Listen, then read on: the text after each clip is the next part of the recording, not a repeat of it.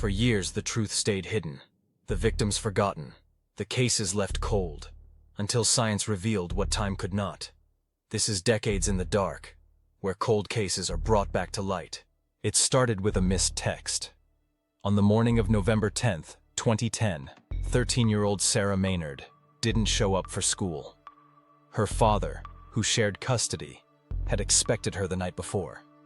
He hadn't received a response to his messages. By sunrise, he knew something was wrong.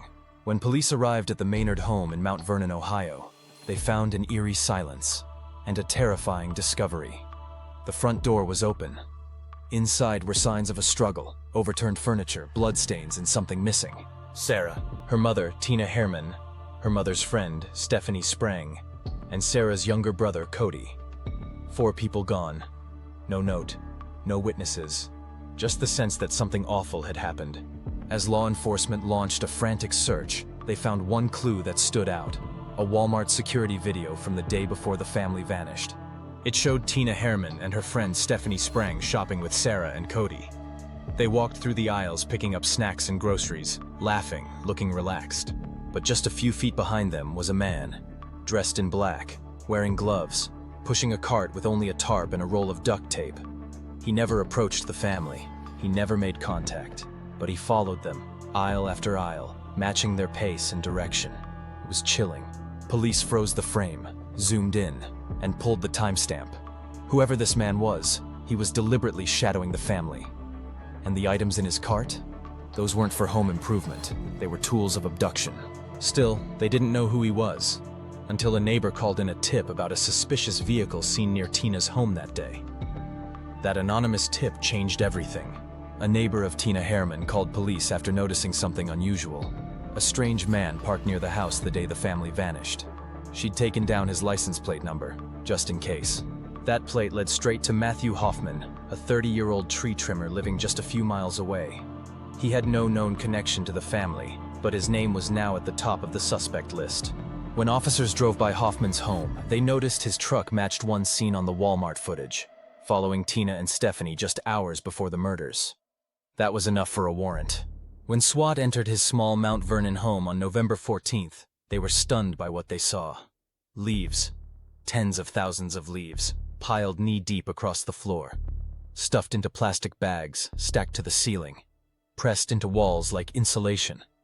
It looked like a forest had swallowed the house. And at the center of that bizarre landscape, in the basement, officers found a small bathroom. And a girl, Sarah Maynard, alive. But the leaves weren't just strange, they were a clue.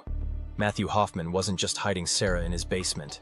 He had transformed his entire home into something unnatural. Leaves were everywhere, knee-deep on the floor, packed into garbage bags, stuffed inside walls. To investigators, it looked like a nest, a twisted sanctuary. Hoffman was obsessed with trees and nature. He worked as a tree trimmer, spent hours climbing, and seemed more at ease in the forest than with people. Experts believe the leaves were part of a deeper psychological break, an attempt to create a world where he felt safe, in control, and alone. The leaves weren't just clutter. They were a window into how broken and disconnected Hoffman had become. From society, from empathy, from reality. Sarah had been missing for 4 days. Hoffman had abducted her from her home after brutally murdering her mother, her brother, and her mother's friend. According to investigators, Hoffman broke into the Herman home through the garage earlier that day and waited in silence.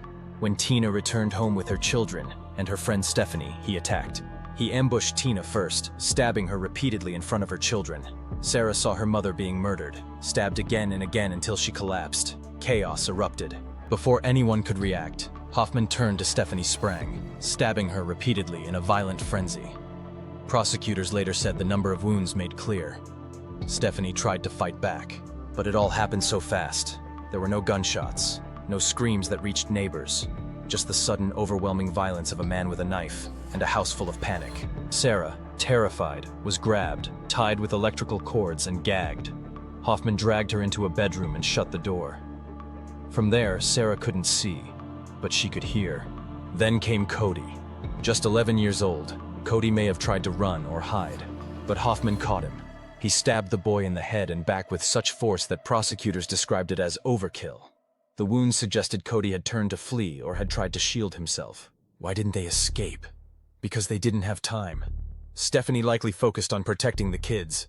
Cody was just a child. And Hoffman moved fast, fueled by rage and possibly mental illness. He kept control of the scene through shock, force, and fear. Blood soaked the carpets. It was in the stairwell, smeared along the walls. The home was a slaughterhouse. After the murders, Hoffman returned to the bedroom, untied Sarah, and told her they were leaving. He carried her out of the house and drove her to his home in Mount Vernon. At his house, Sarah was locked in a small, windowless basement bathroom. The room was cold, concrete, and covered in dried leaves. On the floor, the walls, even in bags stacked around her. It was like a forest had been dragged inside. For 4 days, Sarah lived in terror. Hoffman fed her hamburgers, let her watch movies, told her family was alive, and tragically, he assaulted her during her captivity. Sarah later bravely shared what she had endured with investigators. That disclosure led to one of the most serious charges against Hoffman, and helped ensure he would never be free again. While she sat in that basement, he was disposing of the bodies. He returned to the house with garbage bags and a hunting knife. He dismembered Tina, Stephanie, and Cody, cutting their bodies into pieces. He loaded the bags into his vehicle and drove to a remote wildlife preserve he knew well, the Kokosing Wildlife Area. There, deep in the woods, stood a massive 70-foot hollow tree. Hoffman didn't just toss the bags nearby, he climbed inside. One by one, he stuffed the bodies into the tree, sealing them in as if they were garbage. It wasn't just a hiding spot, it was symbolic. Hoffman didn't bury his victims. He entombed them in the thing he loved most. A tree, just like the ones that lined his walls. Just like the leaves that covered his floor. In the end, he returned them to the forest, like they were part of it. So who was Matthew Hoffman? A 30-year-old tree trimmer with a criminal record for arson. Obsessed with nature, trees, and climbing. Neighbors called him strange, quiet, intense. His home was filled with leaves, pressed into walls, stacked in bags, spread across the floor like carpet. Investigators said it looked like he was trying to build a nest. Psych evaluations suggested severe mental illness, obsessive-compulsive tendencies, and possible delusions. But nothing explained the horror he brought into that home. Hoffman claimed it was a burglary gone wrong. But police didn't believe it. The surveillance, the weapons, the precision. This wasn't a robbery. This was premeditated murder. Matthew Hoffman pleaded guilty to 10 counts, including aggravated murder, kidnapping, assault, and burglary. He was sentenced to life in prison without the possibility of parole. He never showed remorse. But Sarah did something remarkable. She survived. At just 13, she endured 4 days in hell after watching her family be torn away. Her strength brought justice and closed one of the darkest chapters in Ohio's history. Today, Sarah lives a private life, far from the public eye. And maybe that's the greatest justice of all, that she got to grow up, to heal, and to reclaim her story on her own terms. This is Decades in the Dark, where science brings the past to light. Subscribe for more stories where justice never expires.